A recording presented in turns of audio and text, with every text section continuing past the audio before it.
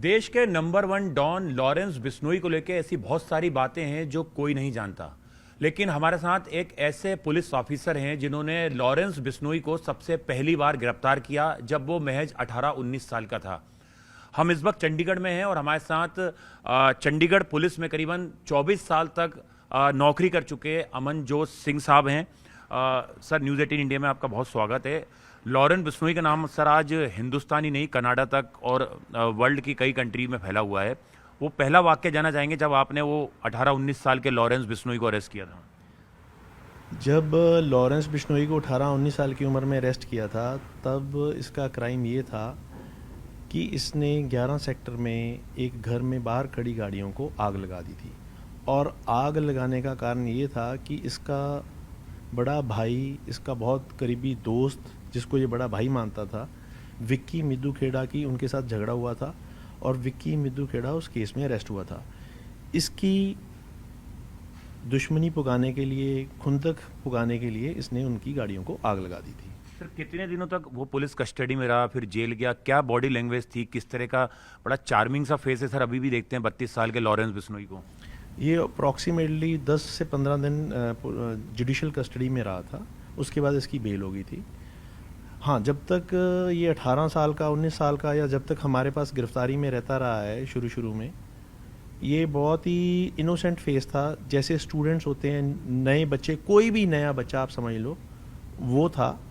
और इसकी जो साइकोलॉजी थी वो भी बिल्कुल नॉर्मल बच्चों की तरह थी, नॉर्मल स्टूडेंट्स की तरह थी। पढ़ने आया था, लेकिन जो स्टूडेंट पॉलिटिक्स में इन्वॉल्व होके Aahista Aahista step by step गलत रास्ते चलता गया और क्राइम की दुनिया में ये आगे बढ़ता रहा। सर, आपने बताया कि उस दौरान भी लॉरेंस बिश्नोई अन्न नहीं खाता था और हमने अभी भी सुना है कि वो खाना त्याग रखा है उसने बहुत साल से। ये क्या चीज़ थी सर? मुझे वैसे तो उसके बारे में नहीं पता वो अन्न खाता था कि नहीं खाता था, लेकिन हमारी कस्टडी में वो दूध या फल यही प्रेफर करता था और हमें ये कहता था, क्योंकि बेसिक फूड देना पुलिस की जिम्मेवारी होती है ड्यूरिंग द कस्टडी। तो ये कहता था मुझे दूध या फल दे दो, ये अन्न, चावल या खाना सब्जी नहीं खाता था। सर, आपने बताया बहुत सारे ऐसे गैंगस्टर इसके साथ थे जो अब इनकाउंटर में मारे जा चुके हैं, जिनकी वजह से लॉरेंस बिश्नोई आज इतना बड़ा नाम बना। जब ये पहले इनिशियल 3-4 बार जेल में गया तो एक हाईवे रॉबर्स गैंग था जिसका मुखिया जयपाल सिंह, शेरा कुब्बन, हरजोत सिंह टीनू और ये सारे थे। और इसके अलावा जसविंदर सिंह रॉकी, जो फाजिलका का नामी गैंगस्टर था, वो भी जेल में था। ये जब जेल में गया तो ये उन्हीं की बैरक में गया और उनके साथ ही रहता रहा और उन्होंने अपने अपने एक्सपीरियंस इसके साथ शेयर किए। उन्होंने अपनी शरण में इसको ले लिया, जिसके कारण ये उनके टच में रहा और आहिस्ता आहिस्ता इसकी ग्रूमिंग होती रही in the world of crime. Sir, क्या ये पैशन के लिए लॉरेंस बिश्नोई क्राइम में आया, या सर कोई निजी दुश्मनी?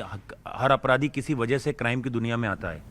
इनिशियली इसकी कोई ऐसी मंशा नहीं थी। ये तो एक स्टूडेंट था।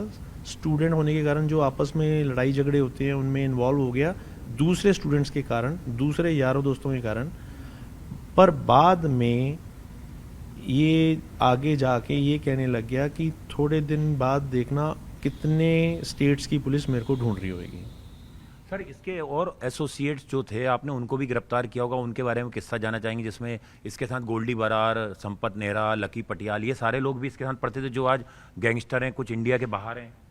हाँ जी, संपत नेहरा जो, वो भी सेक्टर 10 डीएवी कॉलेज में था और बहुत ही अच्छा डिकैथलॉन का एथलीट था।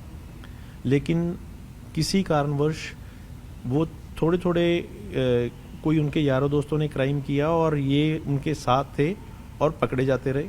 फिर इनके पास कोई चॉइस नहीं रही कि ये बाहर आए और अपनी नॉर्मल ज़िंदगी व्यतीत करें। ये आगे से आगे किसी ना किसी और क्राइम में इन्वॉल्व होते रहे। फिर ये आपस में एक दूसरे के टच में आ गए, जिनके साथ इनकी दुश्मनी थी। फिर ये दुश्मनियाँ पुगाने लग गए, जिसके कारण पहले सिर्फ मारपीट तक बात थी, फिर ये मारन मरान तक आ गए और लोगों को मारने लग गए। फिर आहिस्ता आहिस्ता ये चेंज होते हुए इनके मोटिव चेंज हो गए और ये जुर्म की दुनिया में काफ़ी आगे चले गए। सर, कभी लॉरेंस ने अपने से पिस्टल उठाई है, किसी पे फायरिंग की है, लेकिन आज उसका गैंग जो है वो AK-47 से लोगों की जान ले रहा है। इनिशियली बिल्कुल उसने पिस्टल भी उठाई है, फायर भी किए हैं, हमने उससे इलीगल पिस्टल वेपन रिकवर भी किए थे, बट 2013 आखिर 14 शुरू का वो जेल में ही है। तो अब तो वो अप्रॉक्सीमेटली 10 साल से जेल में ही है।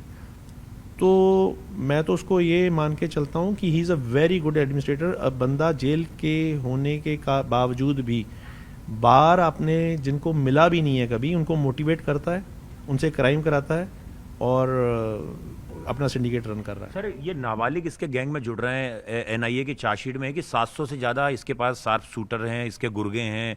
देश का नया दाऊद इब्राहिम बन रहा है धीरे धीरे, उसी पैटर्न में 80 के दशक में दाऊद इब्राहिम जैसे फैल रहा था। नहीं, ये तो कहना बड़ा मुश्किल है कि 700 के करीब इनके पास शार्प शूटर हैं, लेकिन इनके शार्प शूटर्स या जो भी इनके गैंग के मेंबर हैं वो बढ़ते या कम होते रहते हैं। उसका पीछे रीज़न है, कुछ पकड़े जाते हैं, वो गैंग छूट जाता है, फिर नए और आ जाते हैं। ये इंटेरोगेशन में बात आई थी भी, वो कैसे अपने जो नए लड़के हैं उनको एंगेज कर रहा है। तो that is through social media. इन्होंने अलग अलग अपने प्लेटफॉर्म्स पे फेसबुक आईडीज़, इंस्टाग्राम आईडीज़ ये बना रखी हैं, जिन पे खुद से लोग इनको कांटेक्ट कर रहे हैं कि भाई मैं आपके उसमें शामिल होना चाह रहा हूँ, गैंग में मुझे शामिल दो, मुझे टास्क दो, ये करो वो करो। उसके कारण लोग इसमें बढ़ते जा रहे हैं। सर हमने आपसे ही सुना था कि पहले गुरलाल बराड़ का मर्डर हुआ चंडीगढ़ में, उसका बदला लेने के लिए विक्की मिद्दू घड़ा को मारा गया, और फिर विक्की मिद्दू घड़ा का बदला लेने के लिए सिद्धू मूसेवाला की जान ली गई। तो आप ये लग रहा है सर कि कहीं एक ये बदले की नीयत से ये सारी चीज़ें हो रही हैं? ये जितने सीक्वेंस चला था ये सब बदले की नीयत से था। किसी कारण जो गुरलाल की मर्डर हुआ उसके पीछे सिद्धू एंड दूसरे बंदों को लगता था उसके पीछे विक्की मिद्दू कोयड़ा का हाथ है, और जो वो गैंगस्टर्स लकी पटियाल और दूसरे गैंग मेंबर्स उन्होंने विक्की मिद्दू खेड़ा की जान ली। तो किसी कारणवश लॉरेंस को लगता था कि इसके पीछे सिद्धू का हाथ है, सिद्धू का कोई मोटिव है, तो उन्होंने इसकी सिद्धू की जान ली।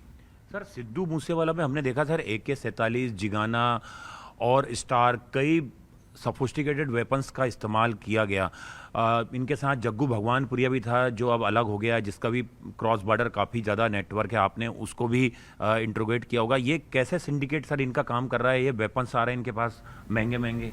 जग्गू और लॉरेंस तो जेल में मिले हैं, और जग्गू का काफ़ी नारकोटिक्स में क्रॉस बॉर्डर रहा है relation with the other agencies, और इनके पास जब आपके क्रॉस बॉर्डर लिंक हो जाते हैं जहाँ से नारकोटिक आता है, फिर वेपन मंगाना कोई बड़ी बात नहीं रह जाती इनके लिए, साथ साथ वेपन भी आते रहते हैं। सो इनके पास बहुत क्रॉस बॉर्डर ISI के और जो दूसरी तरफ पाकिस्तान में बंदे हैं जो वेपन्स का काम करते हैं वो इनके लिंक में हैं, जो इनको वेपन भेजते रहते हैं।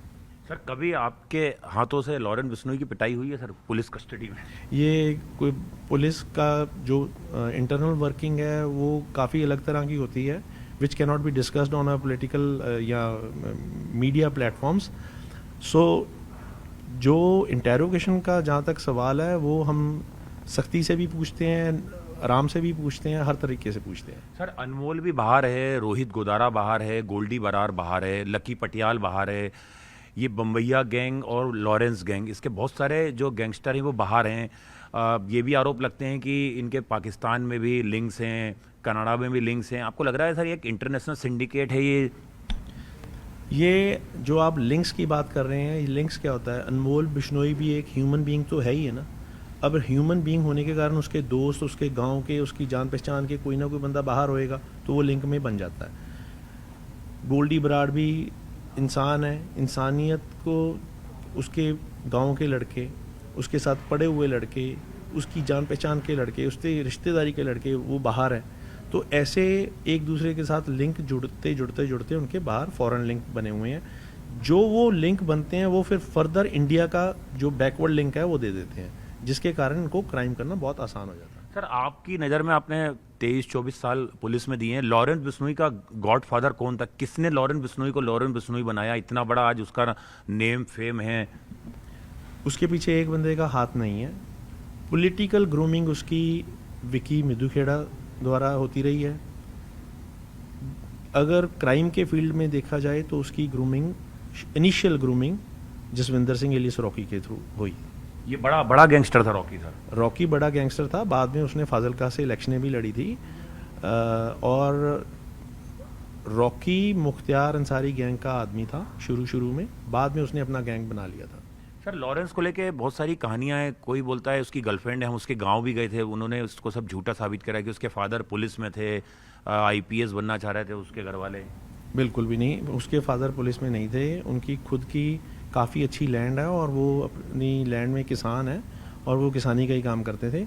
और जो ये लॉरेंस बिश्नोई की गर्लफ्रेंड वाली बात है, ये कभी हमारी इंटेरोगेशन में सामने नहीं आई, और जो चीज़ सामने नहीं आई मैं उसके बारे में कुछ सर एक बता नहीं आखिरी सकता। सवाल, आखिरी बार लॉरेंस बिश्नोई से आपने कब पूछताछ की थी? सिद्धू मूसेवाला के बाद बहुत सारी एजेंसियों ने उससे पूछताछ की है। जैसे अब बहुत सारी एजेंसियों ने की है वैसे ही हमने की थी, और उसमें दूसरी एजेंसीज भी पार्टिसिपेट कर रही थी, हमने भी पार्टिसिपेट किया था, पूछताछ की थी, जिसमें सिर्फ उसका रोल सिद्धू मूसेवाला की किलिंग में को लेके इंटेरोगेट हो रहा था और मोटिव हो रहा था। मोटिव उसका यही था कि उसको लगता था कि विक्की मिद्दू खेड़ा की किलिंग के पीछे सिद्धू का हाथ है और सिद्धू दूसरे लकी पटियाल गैंग से मिला हुआ है और उसके कारण उसकी मौत हुई है, इसलिए उसने अपना बदला लेने के लिए सिद्धू को मारा। सर ये पंजाब के जो सिंगर हैं ये भी गैंगस्टरों के निशाने पर हैं लगातार, और जब आप पुलिस में थे आपने बहुत सारे शूटर्स पकड़े जो मनकीरत औलख को मारने के लिए प्लान कर रहे थे चंडीगढ़ में। ये गल बिल्कुल ठीक है। कुछ गैंगस्टर्स हैं जो लगातार कुछ जो नामी सिंगर्स हैं उनको डराते धमकाते हैं और उनसे एक्सटॉर्शन करना चाहते हैं। करण औजला को भी एक बार ऐसे ही लक्की पटियाल गैंग की तरफ से, बम्बैया गैंग की तरफ से थ्रेट आए थे और उसमें बंदे को बाद में गिरफ्तार भी किया था। इसी तरह मनकीरत औलख को भी बम्बैया गैंग के जो गैंग था वो टारगेट कर रहे थे, बब्बू मान को टारगेट कर रहे थे, जिनको हमने पकड़ा था। और ये इनको टारगेट करने का रीज़न ये है, एक तो इनको नेम फेम मिलता है इतने बड़े बंदे को टारगेट करके, नंबर 1। नंबर 2, ये उनसे डरा धमका के पैसे लेते हैं। सर अब आप पुलिस में नहीं है, एक सवाल आपसे पूछा जा सकता है। सर लॉरेंस बिश्नोई को ये बोला जा रहा है कि वो एक भारत का एक एजेंट है जो क्रॉस बॉर्डर जो देश के दुश्मन हैं उनका खात्मा कर रहा है। कनाडा के पीएम तक ने लॉरेंस बिश्नोई का नाम पब्लिक फोरम पे लिया है उनकी एजेंसी ने। ऐसी चीज़ हमारे होते हुए तो कभी सामने नहीं आई। अगर कोई मुल्क या कोई एजेंसी ऐसा कह रही है तो उसके पास कोई एविडेंस है तो वो उसके बेसिस पे कह रही होएगी, तो वो एविडेंस उनको गवर्नमेंट लेवल पे शेयर करनी चाहिए। ये तो गवर्नमेंट लेवल की बात है, ये गवर्नमेंट बता सकती है, हम तो इसके बारे में कुछ नहीं बता सकते। शुक्रिया। तो ये थे अमनजोत सिंह साहब जो लंबे वक्त तक चंडीगढ़ पुलिस में सेवाएं दे चुके हैं। लॉरेंस बिश्नोई को पहली बार गिरफ्तार करने वाले यही अफसर थे जिन्होंने पूरी कहानी बताई लॉरेंस बिश्नोई के इतने बड़े गैंगस्टर बनने की, और कैसे उसका सिंडिकेट जो है अब न केवल हिंदुस्तान बल्कि विदेशी मुल्कों तक फैला हुआ है।